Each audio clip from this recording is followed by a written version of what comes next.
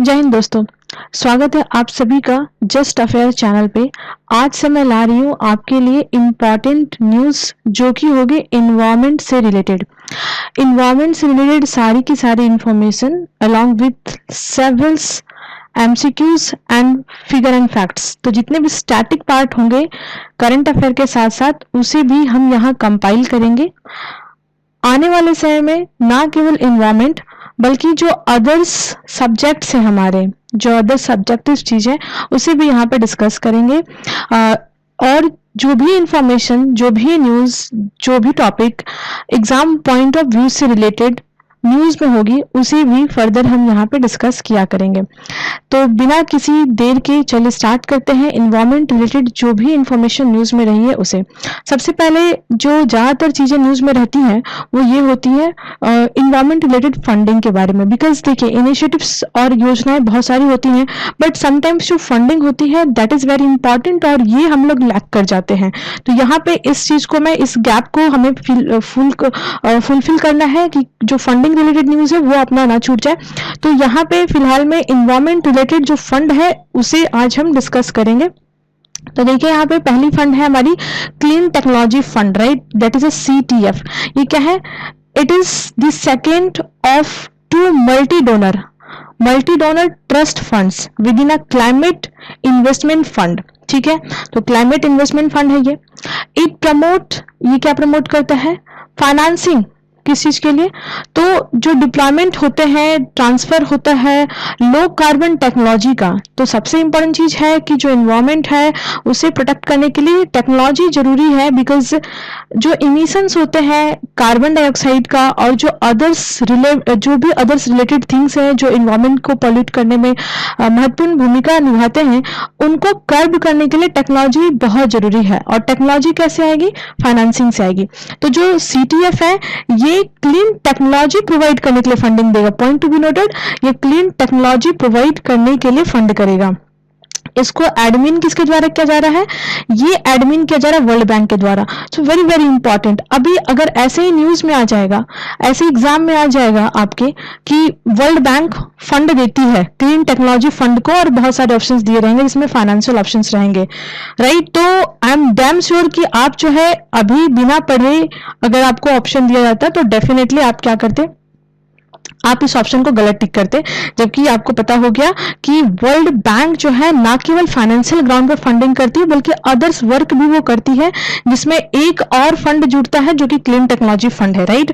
और ये किस लिए दिया जाता है? ट्रांसलोकेशन करने के लिए, डिप्लॉयमेंट करने के लिए, डेमोन्स्ट्रेशन करने के लिए किसी का टेक्नोलॉजी का, राइट। और स्पेसिफिकली किस कंट्री में ये चीजें होती हैं? देखिए जनरली जो डेवलपिंग नेशन है उनको ये फंड ज्यादा करती है CTF के मामले में, क्योंकि जो डेवलपिंग नेशंस हैं उनके अंदर कार्बन इमिशंस तो होता है। अब कार्बन इमिशंस को डाउन करने के लिए, कम करने के लिए टेक्नोलॉजी नहीं है उनके पास, तो टेक्नोलॉजी के लिए फंडिंग ये प्रोवाइड करती है। नेक्स्ट हमारा है global energy efficiency and renewable energy fund.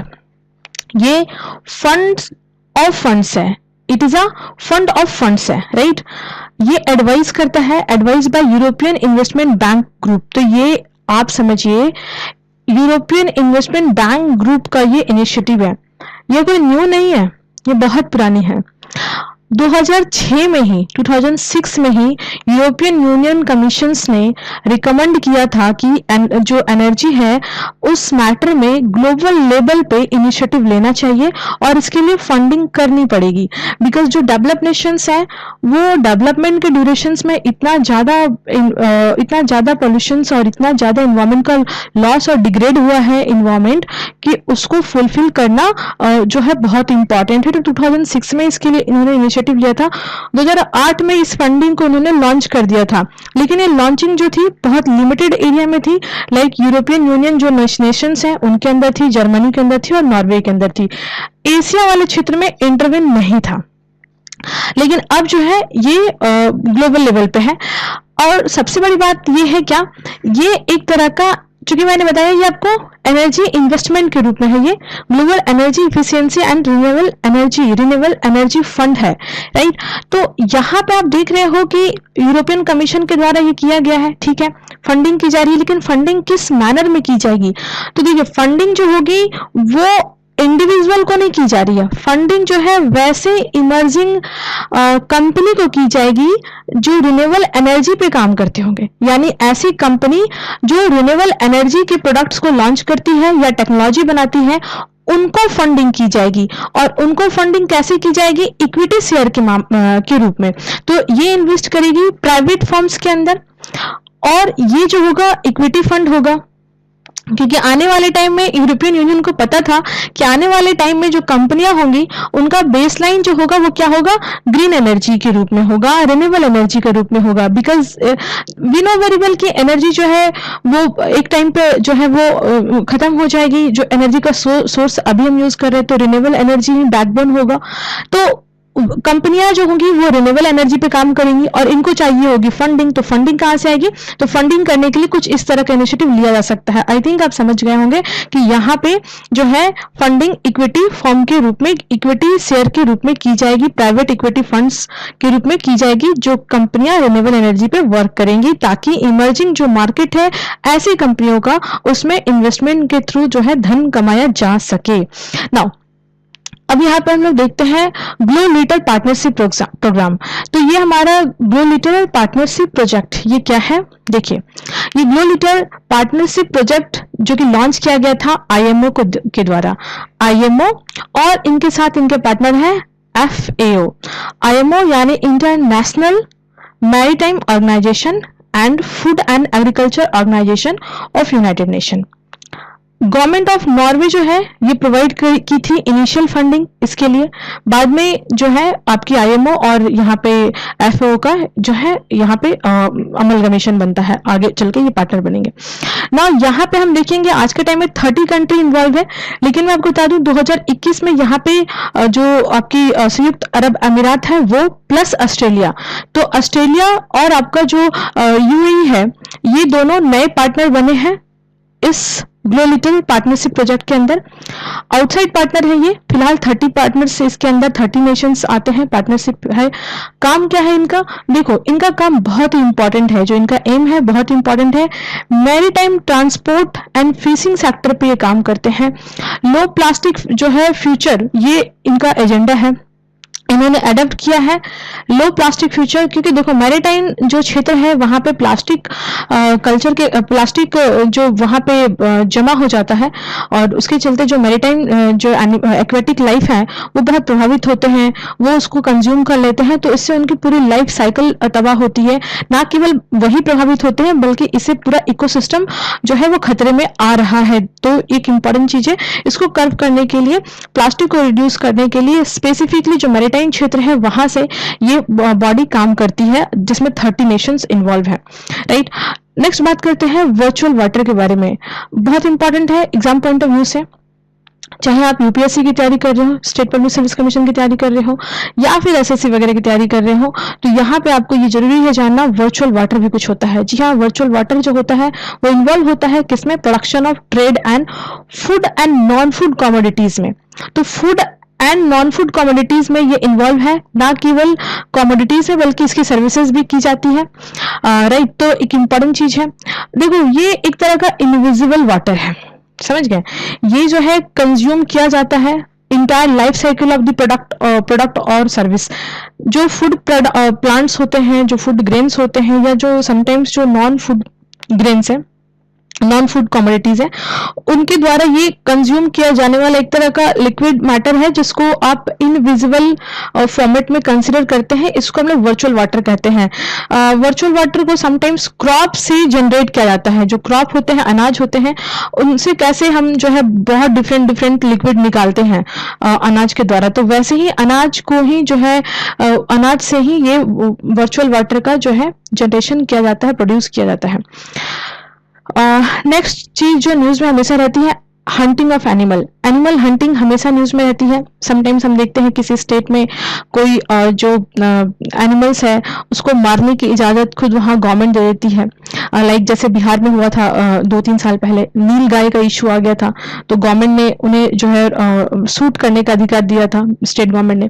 तो यहाँ पे हम लोग देखेंगे सारे शेड्यूल्स को भी और एनिमल हंटिंग के बारे में जानेंगे। वैसे तो एनिमल हंटिंग जो है वो वाइल्ड लाइफ प्रोटेक्शन एक्ट 1972 के तहत जो है प्रोहिबिटेड है, लेकिन कुछ सर्टेन ग्राउंड है, वी विल डिस्कस।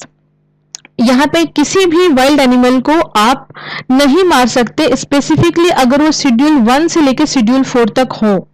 शेड्यूल 1 से शेड्यूल 4 तक अगर वो है मेंशन, तो वाइल्ड लाइफ प्रोटेक्शन एक्ट के तहत 1972 के एक्ट के तहत आप उनको पीट नहीं सकते हैं, मार नहीं सकते, आई मीन टू से हंटिंग नहीं कर सकते डायरेक्टली। लेकिन कुछ एक्सेप्शनल्स प्रोवाइड किए गए हैं जो कि सेक्शन 11 एंड 12 में दिया गया है। लाइक अगर वो एनिमल जो है ह्यूमन, अगर मान लीजिए वाइल्ड लाइफ प्रोटेक्शन एक्ट 1 के तहत है, लेकिन वो ह्यूमन के रेसिडेंस एरिया में इन कर चुका है और वहां पे काफी ज्यादा कैजुअलिटी और लाइफ लॉस हो चुकी है, तो वहां पे एक्सेप्शनल दिया गया है कि जो वन अधिकारी होंगे they will do the appropriate action, जो भी वहां पे रिक्वायरमेंट होगा। तो वो उसके लिए सेक्शन 11 एंड 12 दिया गया है। इन जनरल मार नहीं सकते, हंटिंग नहीं कर सकते। बट यहाँ पे आपको थोड़ा ध्यान देना है, ये काम भी जो होता है वो chief warden, wild life warden की परमिशन के तहत होता है। ये जो भी काम होता है ये under the special condition of CWW, अगर ये परमिट करते हैं तभी शेड्यूल 1 के एनिमल को जो है हंटिंग की जाती है। स्पेशल कंडीशंस मैं आपके साथ पहले बता चुकी हूँ कि जब डेंजरस होती है ह्यूमन लाइफ एनिमल के कारण, ठीक है, या एनिमल लाइफ जो है, एनिमल जो है इज डिसेबल्ड और इंजर्ड, अगर जैसे कि कोई सीवियर बीमारी हो गई है किसी भी एनिमल को और वो बीमारी जो है वो पूरे के पूरे जो वन क्षेत्र है उसमें सारे एनिमल को उससे इन्फेक्शन हो सकता है। तो उसके लिए क्या करना पड़ता है, समटाइम ऐसे स्टेप लेने पड़ते हैं, ठीक है। तो ये एक थोड़ा सा ध्यान में रखने की चीज है। शेड्यूल 1 की बात कर लेते हैं। ये क्या करता है, शेड्यूल 1 में कवर होते हैं इंडेंजर्ड स्पेसीज जिनको नीड होता है रिगरस प्रोटेक्शन प्रोवाइड करने का, जिनकी किलिंग, पोचिंग या ट्रेडिंग बिल्कुल प्रोहिबिटेड है, इनका प्रोडक्शन किया जाता है, ये शेड्यूल 1 के अंदर आते हैं और इनके प्रति किसी भी तरह का कोई भी वायलेशन एक्सेप्ट नहीं किया जाता है। बहुत ही ज्यादा लीगल रिस्ट्रिक्शंस यहाँ पे हैं। शेड्यूल 2 के अंदर वैसे एनिमल आते हैं जिनको प्रोटेक्शन प्रोवाइड है ट्रेड से, है ना, प्रोटेक्शन ऑन देयर ट्रेड, उनका ट्रेड नहीं किया जा सकता, व्यापार नहीं किया जा सकता है, they can not be hunted, उनको जो है हंटिंग नहीं की जा सकती, शिकार नहीं किया जा सकता है। और स्पेसिफिकली अगर जब बात हो कि ऐसा हो कि कोई भी ह्यूमन जो बीमारी है उसको ठीक करने के लिए एनिमल का जो है हंटिंग जरूरी है, तो एनिमल का हंटिंग ह्यूमन के लाइफ के कॉस्ट पे नहीं की जा सकती, शेड्यूल 2 में ऐसा मेंशन है। शेड्यूल 3 एंड 4 क्या है, ये स्पेसीज आर नॉट इंडेंजर्ड, वैसे स्पेसीज जो इंडेंजर्ड नहीं है बट वो शेड्यूल 3 या 4 में मेंशन है, उनको प्रोटेक्ट करना है, उनकी जो है हंटिंग नहीं होगी, उनकी ट्रेडिंग नहीं होगी। और ट्रेडिंग अगर होती है तो कुछ जैसे गवर्नमेंट टू गवर्नमेंट अगर कुछ इस तरह का डिस्कशन है तो ट्रेडिंग होती है, जैसे समटाइम किसी एरिया में किसी पर्टिकुलर एनिमल्स नहीं है तो उनको क्या ट्रेडिंग की जा सकती है उनकी, तो इस तरह की चीजें यहाँ पे होती हैं, राइट। अब यहाँ पे शेड्यूल 5 की बात करें, शेड्यूल 5 कंटेन करता है animal that are considered as a vermin. Vermin का मतलब क्या होता है, small wild animals that carry disease and destroy plant and food, ठीक है। तो समटाइम ऐसा होता है कि जो फ्रूट बैट होते हैं, जो आपका कॉमन क्रॉस होते हैं, इनको जो है चूंकि इनके कारण जो है बीमारियां फैलती हैं या इनके कारण किसी तरह का बहुत ज्यादा नंबर में लाइफ लॉस हो सकता है, तो वैसे कंडीशंस में इनको जो है इनको डिस्ट्रॉय किया जा सकता है शेड्यूल 5 के अंदर, ठीक है, अगर डिजीज वगैरह इनके कारण स्प्रेड होता है, ठीक है। तो ये एक इंपॉर्टेंट चीज है। 6 में क्या आता है, it provide for regulation in cultivation of specified plant and इनका रिस्ट्रिक्शंस किया गया है, ठीक है, या फिर इनका जो ट्रांसपोर्टेशन होता है, सेल वगैरह होता है, ये भी मना किया गया है। कल्टीवेशन और ट्रेड दोनों ही मना है यहाँ पे शेड्यूल 6 के अंदर आते हैं ऐसे कुछ प्लांट्स, लेकिन वो कुछ ग्राउंड दिए गए हैं, कुछ ग्राउंड दिए गए हैं जिसके आधार पे शेड्यूल 6 में जो भी आते हैं उनका कल्टीवेशन और ट्रेड दोनों ही एक सर्टेन कंडीशंस पे जो है किया जाएगा। तो यहाँ पे आप देख सकते हो जैसे कि आपके जो आपके हम यहाँ पे देख सकते हैं पिचर प्लांट्स हैं, राइट, पिचर प्लांट्स खतरा होता है काफी ज्यादा उससे, तो इसको जो है यहाँ पे खत्म किया जा सकता है, इसका कल्टीवेशन नहीं किया जा सकता है, और अगर है वो प्लांट तो उसको डिस्ट्रॉय किया जा सकता है। या फिर आप देख सकते हो जो स्लीपर ऑर्चिड्स होते हैं इनको भी वैनिश किया जाता है, ह्यूमन के लिए, एनिमल्स के लिए खतरा होते हैं। उसके बाद यहाँ पे आप देखोगे बेडम्स साइकेड जो होते हैं, इंडिया के क्षेत्र में ही पाए जाते हैं। ये भी एक तरह से जो आपके पिचर प्लांट्स होते हैं उसी तरह के होते हैं, तो ये भी इनका कल्टीवेशन नहीं किया सकता, ना ही तो इनकी ट्रेडिंग की जा सकती है, और अगर है तो डिस्ट्रॉय किया जाएगा, चाहे वो आपके ब्लू ऑर्चिड्स या ब्लू वैंडा, रेड वैंडा, कुछ वगैरह हो, ये सब। तो ये था हमारा एनिमल से रिलेटेड शेड्यूल, सारे शेड्यूल्स जिसको हमने डिस्कस किया, और भी इससे जुड़े हुए इन्फॉर्मेशन और बहुत सारे एमसीक्यूज को हम लोग डिस्कस करेंगे अपने जो नेक्स्ट क्लास होगी। तो आई विल ट्राई कि सभी की सभी चीज़ों को क्या किया जाए, कवर किया जाए, जो न्यूज़ में होंगी या जो भी एग्जाम पॉइंट ऑफ व्यू से इम्पॉर्टेंट है, और जो सब्जेक्टिव्स है उनके लिए भी टाइम निकाला जाएगा, और जो पूरे सब्जेक्ट्स हैं वो भी इंटायर सिलेबस जो भी एग्जाम से रिलेटेड होते हैं I will try to cover hair.